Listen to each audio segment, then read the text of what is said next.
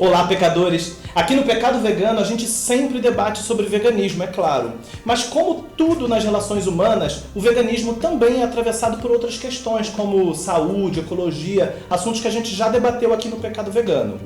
Então, por isso, hoje eu pedi ajuda dessas duas mulheres porretas para falar sobre esse assunto que, na maioria das vezes, passa invisível para as pessoas. A relação entre alimentação, gênero e a luta feminista. E é por isso que eu tô aqui hoje com a Thaís Goldcorn, a chata vegana, e a Babi. Ambas têm um podcast chamado Outras Mamas, que debate os temas desse livro aqui, chamado A Política Sexual da Carne, da Carol J. Adams.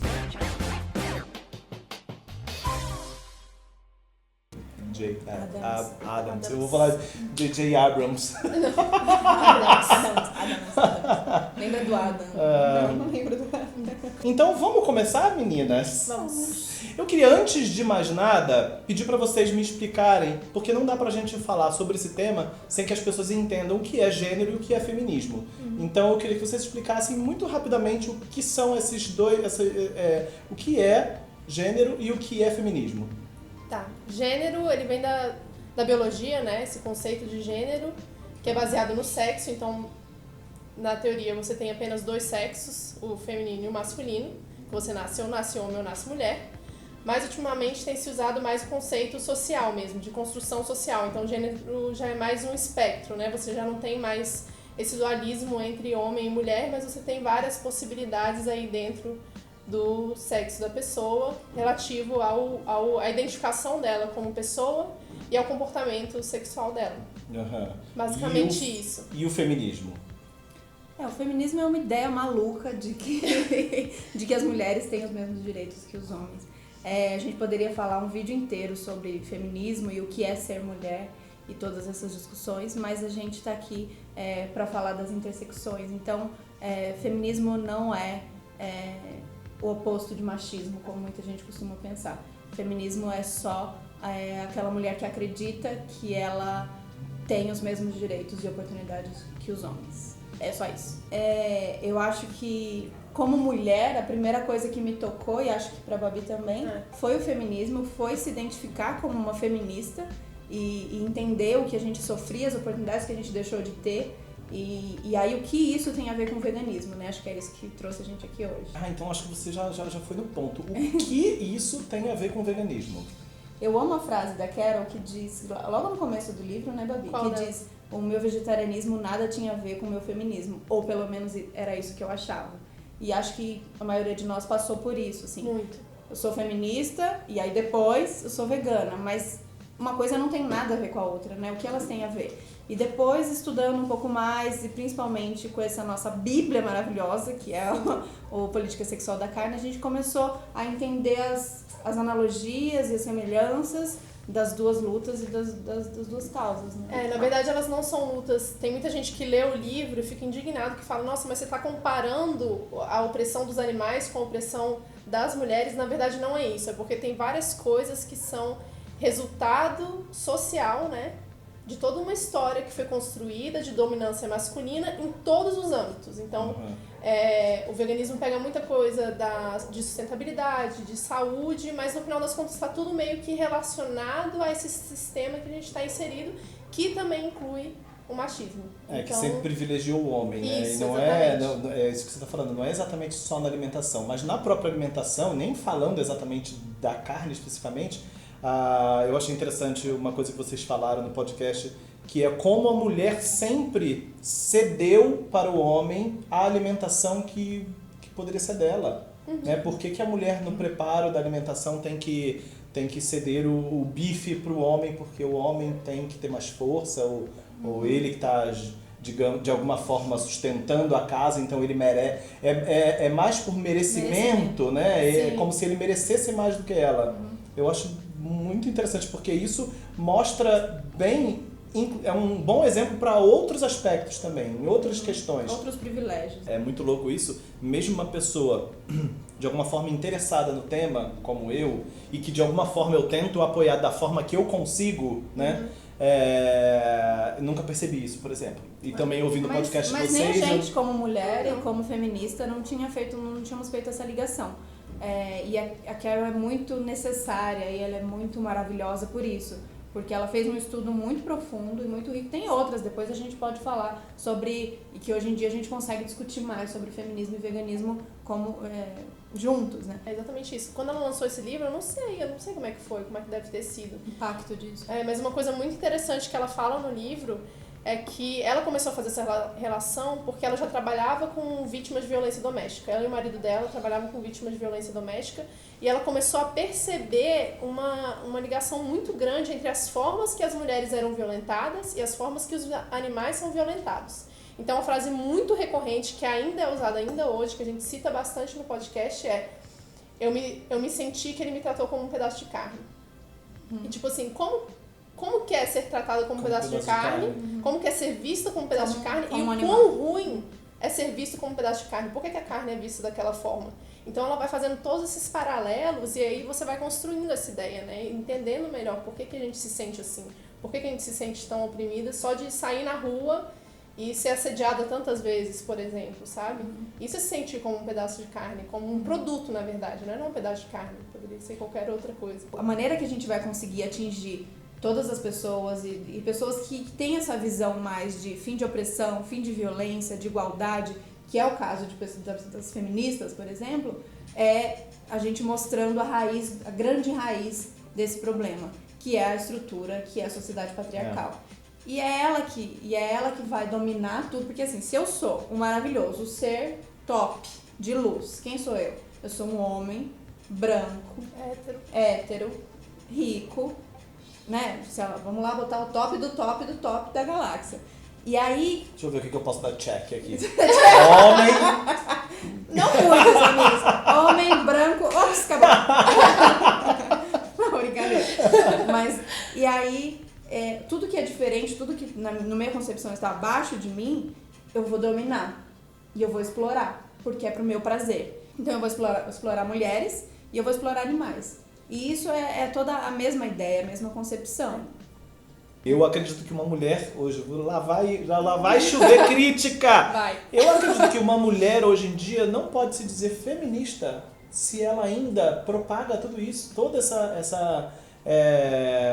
a forma como é colocada, enfim, resumindo, tá aqui no livro, porque tudo envolve outras questões. Essa questão do machismo está diretamente ligado com esse consumo da carne. Então, é claro que eu não vou dizer que uma mulher não pode ser feminista se ela... me corrigindo, claro, eu não estava querendo dizer tão seriamente isso. Mas o que eu estou querendo dizer é que um assunto leva ao outro. Você pensar em um assunto e escolher ignorar o outro, você não está sendo tão honesta assim com o seu assunto que era... tão importante, eu sabe? Eu acho que é isso, a gente sempre fala isso também, né? A gente não caça carteirinha de feminista que não é vegana, porque a gente entende que o veganismo ainda, ou a discussão, né? Porque veganismo é uma pessoa, se a gente quer falar em dieta, em comidinhas, em mercado, isso tá aí e as pessoas acreditam. Eu tenho muitas amigas e muitas pessoas feministas, esclarecidas, ou pessoas de esquerda, que acham que para aí. Agora, entrar nessa discussão política do veganismo, nessa questão de quebra de sistema, ainda é muito novo isso. E ninguém fala sobre isso. Então, a gente entende. A gente não julga, né? Que tá vindo, calma, tá vindo. Elas e vão é por isso que a gente fez o podcast, né? Pra poder trazer essa discussão à tona. A gente entende que, assim, é muito mais fácil você, como uma mulher, hoje, em 2018, se descobrir feminista e querer lutar pra quebrar isso. É porque a gente sente, a gente saiu na rua, a gente já tem que lidar com isso. Agora, o veganismo, não, né? A gente precisa se aprofundar, a gente precisa descobrir coisas que estão escondidas, a gente precisa abrir nosso olhar para estender a nossa compaixão e a nossa empatia. E isso não tá aqui, né? Isso você não vê na Globo. E é a mesma coisa, Ivan, que na verdade você, por exemplo, tá toda uma onda, principalmente aqui em São Paulo, eu vejo muito isso de apoio ao pequeno produtor, e vamos comprar local e etc. Você tem o Instituto Chão, você tem o Instituto Feira Livre, muito legais, muito bons, mas você não trazer pra questão a reforma agrária, sabe? É mais ou menos a mesma ideia, assim, tem por trás uma base muito maior, mas que as pessoas ainda não estão querendo tocar nesse assunto, assim, muito legal consumir, quem tem dinheiro, quem pode, quem não sei o quê, mas ninguém quer falar do maior. E acho, exato, tem uma coisa muito assim, pra eu ser feminista, eu vou lutar por uma coisa que vai só me beneficiar. Agora, pra eu ser vegana, talvez eu tenha que abrir mão de algumas coisas. Talvez eu tenha que perder uns privilégios aqui, talvez eu tenha que abrir umas exceções aqui. E quem quer, né? Quem quer perder privilégio? É complicado, mas é isso que a gente quer trazer para mais pessoas enxergarem que tá tudo junto, estamos ligados. As lutas podem ser irmãs e as lutas não podem ser, elas são irmãs, né? Eu queria entrar num outro assunto aqui, eu não sei nem se vocês vão saber falar sobre isso exatamente, mas é a coisa do lugar da fala. Eu sendo homem, isso é uma coisa que me incomoda bastante e antes de qualquer coisa eu queria falar com vocês, me desculpem porque eu não sou estudioso de feminismo e sou homem, fui criado no mundo machista, então pode ser que eu fale algumas besteiras por aqui, tá? Me perdoem. Então, essa questão, por exemplo, do lugar da fala, de que muitas feministas acham que o homem, só por ser homem, não pode falar sobre o assunto, por exemplo. Vocês sabem que isso acontece bastante. Isso é uma coisa que me incomoda um pouco, eu gostaria de entender um pouco isso. Por que acontece isso? Por que tiram de pessoas o lugar da fala, mesmo se as pessoas pudessem falar sobre aquele assunto? Por exemplo, só para fazer entender melhor. Se eu fosse um PhD em feminismo, por que eu não poderia falar sobre feminismo só por ser homem? Pessoas que têm PhD em História da África não podem falar de racismo só porque não são negras? Isso me incomoda um pouco e eu acredito que isso até afaste homens que poderiam super apoiar a causa e de alguma forma afasta esse homem de tentar estudar sobre isso. Vocês já pensaram nisso? Sempre. Todo dia. O que vocês pensam disso? A diferença principal pra mim é a questão do sentimento e da experiência. Você como homem nunca vai ter tido a experiência, por exemplo, de ter um útero e de saber como que é ter um ciclo menstrual. Todo mês você ter... Mas isso já dá lugar, desculpa interromper, mas isso já dá a uma mulher o direito de fala, mesmo se ela não estude sobre feminismo? Qualquer mulher pode falar sobre feminismo? E aí a gente tá falando de útero, ela tá falando de biologia, mas eu já ouvi muita mulher falando tipo que feminismo é feminismo. De coisas sociais, tá? a gente pode falar. Só pra deixar claro, eu já vi muita mulher falando que o feminismo é aquilo que a gente estava falando sobre o feminismo. Então assim, eu não acho que qualquer mulher possa falar sobre isso só por ter tido alguma experiência. Mas ela vai ter a experiência dela. Ela pode falar sobre a experiência dela. Talvez ela não possa falar sobre definições do que é feminismo, mas ela pode dizer sobre o que ela sente, sobre o que ela viveu. Você falou de útero, mas a gente pode falar também das mulheres trans que podem dizer sobre experiências sociais, porque ela pode não sentir a questão da menstruação ou de parir, mas ela vai sentir socialmente na rua quando ela passar e for assediada. E eu não vou poder falar sobre isso. Exato. Assim como eu não posso falar sobre mas ser se você mulher for, por exemplo, uma jornalista que estudou muito sobre o assunto, você não pode falar sobre isso por não ter a experiência de vida? A gente está falando de situações e de classes que são historicamente silenciadas. Então, mulheres foram silenciadas, negros foram silenciados. Então, mulheres negras mais ainda. Mulheres negras mais ainda. Então, que legal que você tem espaço para falar. Mas já que você tem espaço, então, que tal você puxar alguém que é como você fez agora, que já é historicamente silenciado, para falar sobre, ao invés de você querer falar? Não é uma questão de não poder falar, mas é uma questão, se sempre eu tenho o espaço de fala, por que eu não posso ceder o espaço para quem E é uma questão de apropriação também, né? Você, no momento que você pega o lugar da fala de outra pessoa, que não faz parte do seu círculo social, né? Daquela sua posição social, você meio que tá substituindo a voz dela. Quando, na verdade, você deveria dar voz a ela, entendeu? É mais ou menos essa a ideia, assim. Eu acho que é isso. Você tem que trazer o assunto, você pode lutar junto. Podemos. Eu não tô negando isso. Eu só tô negando que, às vezes, eu sou impedido de falar. Entendi. Sobre esse assunto por pessoas ao nosso mundo. Que acreditam. O tempo todo, entendeu? A vida é difícil. Você vai superar. Vai dar tudo certo, você vai conseguir superar isso. Então, vou fazer uma outra pergunta aqui que envolve essa coisa da interseccionalidade. Os veganos são acusados de ser muito mimimi, né? Feministas são acusadas de serem mimimi. Raivosa. Uma vegana feminista, então, é mimimi. Se ela for ainda negra, ela tem 3 causas aí. Então, ela seria o quê? Uma gaga? Que eu já nem sei mais quanto mimimi teria aí. A Carol fala muito isso, né? Sobre o que uma ativista, mesmo não sendo ativista, mas uma pessoa que se posiciona como feminista ou como vegana ou como qualquer luta, a gente está enfrentando o modelo que está posto. Então a gente vai ouvir crítica, a gente vai ouvir resistência e muitas vezes vai ser taxado de histérica, de exagerada, de radical. São os argumentos mais comuns. Então, até isso eu acho legal da gente falar para as feministas que até as mesmas críticas e as mesmas dificuldades que elas enfrentam, a gente enfrenta como vegana. E por que será isso, né? Porque é isso, a gente está tentando balançar com os privilégios e com o lugar que está tranquilo ali para alguém que está tendo esse conforto de explorar e de ter o poder. Você não sente isso já só com o veganismo, que já é sempre um enfrentamento? É só porque é maior, porque engloba uma coisa maior, eu acho, né? Não tem eu acho que não dá pra gente falar de um assunto só. Porque por que eu falei isso? Do mimimi brincando, óbvio.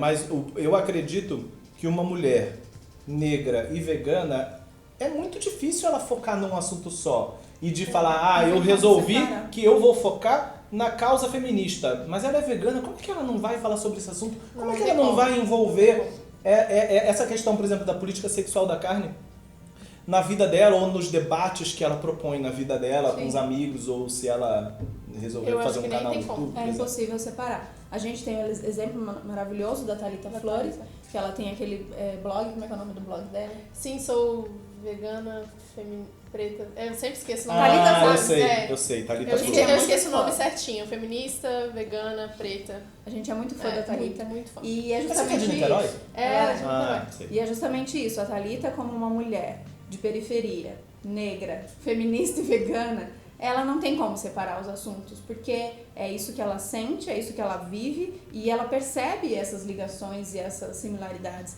Então, é impossível você falar de veganismo sem ela falar de como é a vivência dela estando na periferia e como ela vai sentir esse impacto.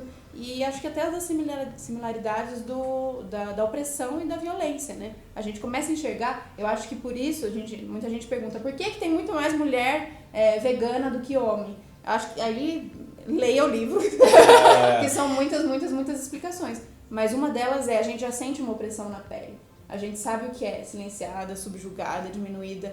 Então a gente consegue, né, nem sempre, porque senão todas as mulheres seriam veganas, mas a gente tem essa chance de olhar para o animal e reconhecer nele algum tipo de violência que é a mesma que a gente pode ter sofrido. Gente, a gente esqueceu de falar que eu acho super interessante, são os dados que relacionam a violência doméstica com a violência contra os animais. Como é que é isso? A Carol cita isso no livro, mas ela não dá nenhum dado específico, né? E aí saiu uma matéria do New York Times falando que é um dos 4 indicadores de que o FBI usa para saber se uma pessoa, se um homem vai violentar a mulher dentro de casa, né? Quer saber se ele violentou o animal deles antes. E é muito louco pensar isso, né? Dá uma exemplificada no que ela fala de como a raiz é a mesma. Então, se você pega como indicador que um homem que primeiro violentou o animal doméstico da família, que ele é um potencial que vai violentar agressor, que vai violentar a mulher, é muito essa relação que a Carol explica, né? Então, e não só a mulher, como as crianças. Tem um dado que 88% dos lares em que aconteceu essa violência com os animais vai acontecer com a mulher e com as crianças. É muito louco pensar isso. Nossa. Então, ali é o momento final que a gente fala, né? Que é a violência escancarada. Gente, a gente tá fechando esse papo. Eu amei. Foi muito bom. Amei tomar esse café com um drink. Não conta! Amei falar sobre feminismo com vocês. Eu queria agora que vocês deixassem um recadinho final, provavelmente sobre o podcast, que novamente eu vou dizer maravilhoso. Ouçam Outras Mamas. Eu ia dizer que o nome desse episódio, o episódio desse Pecado Vegano ia ser Tetas e Outras Tretas. Muito bom. Gostaram do nome? Gostei. Tretas, gostamos. Então, qual o recadinho final de vocês? Sigam o podcast, Instagram, Medium, Facebook. É só Outras Mamas Podcast. E ouçam, a gente já tem aí 5 episódios lançados. Tem muito assunto ainda pra falar. Muito. E aí no Instagram ou no Medium vai ter maneiras de você ouvir, pra quem não tá familiarizado com o podcast. Tem várias plataformas e ali tá tudo explicadinho como você vai conseguir. Eu não entendi, nem eu entendi aqui. Como é que é? Medium. Medium é o blog. Que a gente escreve, descreve como é que tá sendo os episódios, todas as histórias. Não sabia, tá vendo? A gente dá a base pros episódios todinhas lá dentro. E aí fala com a gente, chama a gente tanto no perfil do Outras Mamas, como no meu pessoal, no WP pessoal. Fala pra gente o que você pensa sobre isso, que você tá achando do podcast. A gente tá aberta para falar sempre sobre o tema. E obviamente eu já vou colocar na descrição aqui do vídeo tanto o Instagram delas, como acessar o podcast. Então dá uma olhadinha aqui na descrição. E eu vou finalizando por aqui. Não se esqueçam também de me acompanhar nas redes sociais, Pecado Vegano, Ivante Simone. Eu tô nas redes sociais em todas. Não se esquece de se inscrever aqui no Pecado Vegano e clicar no sininho para receber todas as novidades aqui do canal. Semana que vem tem mais, o assunto é outro, mas o feminismo fica aqui dentro e aí em vocês também.